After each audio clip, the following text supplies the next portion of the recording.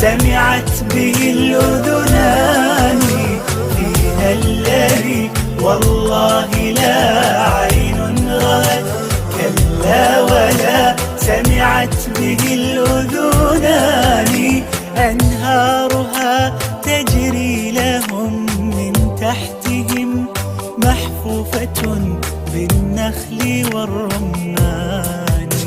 غرفاتها من لؤلؤ وزبرجد، وقصورها من خالص العقيان.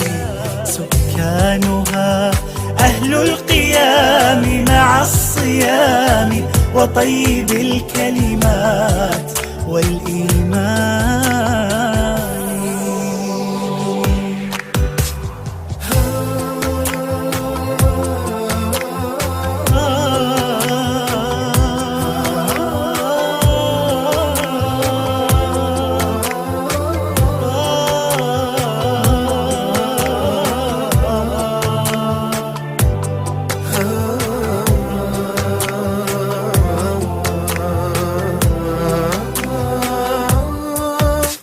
أكرم بجنات النعيم وأهلها إخوان صدق.